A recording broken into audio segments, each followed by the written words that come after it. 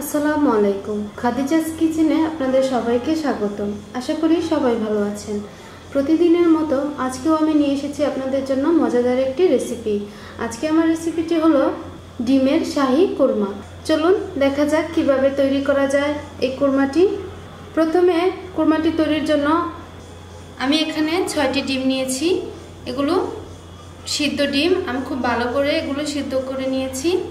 ডিমগুলো এখন আমি একটু ভেজে নেব, আর সেই জন্য চুলায় আমি একটি প্যান বসিয়েছি। প্যানটি আমি কিছুক্ষণ গরম করে নিয়েছি। ডিমগুলো আমি আগে থেকে সামান্য একটু লবণ দিয়ে মাখিয়ে নিয়েছি, আর ছুরি দিয়ে একটু চিড়ে নিয়েছি। এবারে আমি ডিমগুলো একটু ভেজে নিচ্ছি। ডিমগুলো আমি খুব বেশি ভাজবো না, হালকা ব্রাউন কালার করে ভেজে নিব।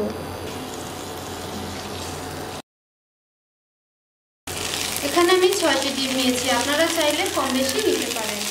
হয়ে গিয়েছে, এবারে আমি ডিমগুলোকে নামিয়ে নিচ্ছি।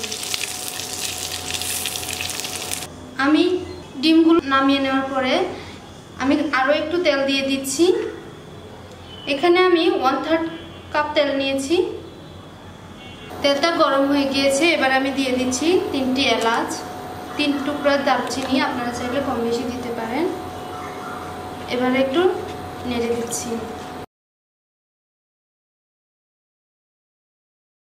এবারে আমি দিয়ে দিচ্ছি 1/2 কাপ পরিমাণ পেঁয়াজ বাটা।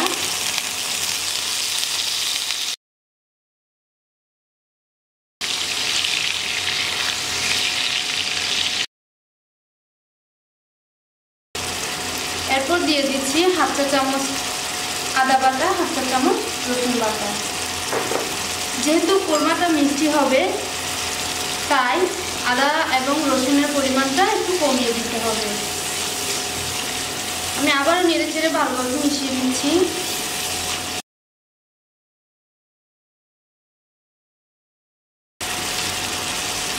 এবারে 2 টেবিল চামচ পরিমাণ কাজু বাদাম বাটা। আপনারা চাইলে পেস্তা বাদাম বেটে দিতে পারেন। আমি আবারও একটু নেড়ে ভালোভাবে মিশিয়ে নিচ্ছি। এভাবে আমি মিশিয়ে কিছুক্ষণ রান্না করে নিচ্ছি। এভাবে কিছুক্ষণ রান্না করে নেওয়ার ফলে মশলার যে কাঁচা গ্রানটা আছে সেটা দূর হয়ে যাবে। সেটা দূর হয়ে খুব মিষ্টি একটা গ্রান বের হয়েছে, আর তেলটা উপরের দিকে ভাজতে শুরু করেছে। এভাবে মশলাটাকে আমি আরও কিছুক্ষণ কষিয়ে নিচ্ছি।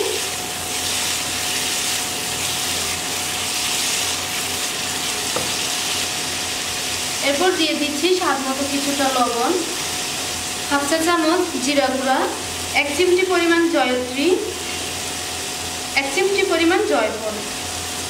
মশলাগুলো জয়ত্রী এবং জয়ফল দেওয়ার সময় অবশ্যই এর পরিমাণ যাতে বেশি না হয়। এবারে আমি আর একটু মিশিয়ে নিচ্ছি।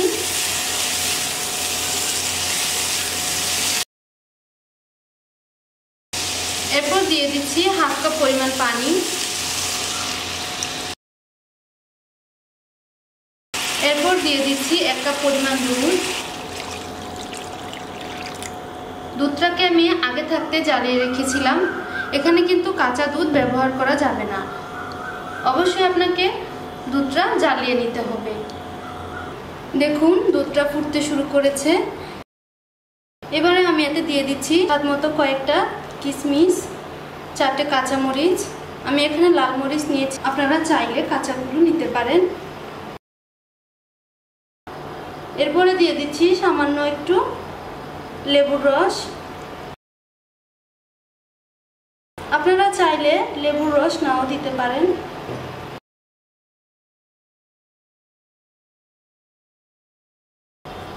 এরপর দিয়ে দিচ্ছি 2 টেবিল চামচ ঘি। এরপর দিয়ে দিচ্ছি 2 টেবিল চামচ কনডেন্স মিল্ক। আমি এখানে মিষ্টি স্বাদের জন্য কনডেন্স মিল্ক ব্যবহার করছি, আপনারা চাইলে এই জায়গায় চিনিও দিতে পারেন। এগুলোকে এবার আমি ভালোভাবে একটু মিশিয়ে নিচ্ছি।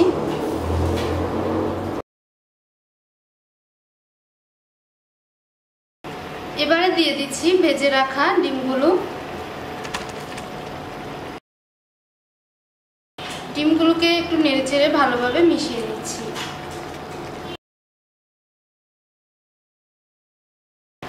এবারে আমি একটি ঢাকনা দিয়ে ঢেকে 2 মিনিটের মতো রান্না করে নিচ্ছি। 2 মিনিট রান্না করার পরে এবার আমি ঢাকনাটা তুলে নিচ্ছি। দেখুন দেখতে কতটা সুন্দর লাগছে, অনেকটাই ঘন হয়ে এসেছে।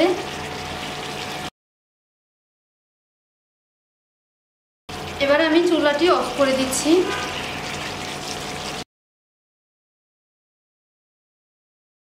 দুই মিনিট রান্না করে নেওয়ার পরে এবার আমি ঢাকনাটি তুলে নিচ্ছি। দেখুন এর ঝোলটা কিন্তু অনেকটাই ঘন হয়ে গিয়েছে, তার মানে বোঝা যাচ্ছে কুরমাটা পারফেক্টভাবে রান্না হয়ে গিয়েছে। এবার আমি চুলাটি অফ করে দিচ্ছি। এভাবে একটু রেখে দিলে ঝোলটা কিন্তু আরো ঘন হয়ে যাবে। আগে থেকে চুলাটি অফ করে দিয়েছি। এবারে দিয়ে দিচ্ছি 2 টেবিল চামচ পরিমাণ পেঁয়াজ বেরেস্তা। দর্শক মনে রাখবেন চুলাটি অফ করার পরে কিন্তু পেঁয়াজ বেরেস্তা দিতে হবে। এবারও আমি ঢাকনা দিয়ে ঢেকে কিছুক্ষণ রেখে দিচ্ছি, আর একটু পরে আপনাদের পরিবেশন করে দেখাচ্ছি। দেখুন কত সহজে তৈরি হয়ে গেল মজাদার ডিমের শাহী কুরমা। কুরমাটি বিভিন্নভাবে খাওয়া যায়, যেমন গরম ভাত, ভুনা খিচুড়ি, পোলাও। অতিথি আপ্যায়নে এই কুরমাটি খুবই স্পেশাল, সবাই খেয়ে খুবই প্রশংসা করবে। আমার এই রেসিপিটি ফলো করে আপনারা অবশ্যই বাসায় ট্রাই করবেন। আমার এই ভিডিওটি দেখার জন্য আপনাদের অসংখ্য ধন্যবাদ। আজকের মতো এখানেই বিদায় নিচ্ছি, তবে আগামী পর্বে আবারও দেখা হবে নতুন কোনো রেসিপি নিয়ে। সেই পর্যন্ত আপনারা সবাই ভালো থাকুন, সুস্থ থাকুন। আল্লাহ হাফেজ।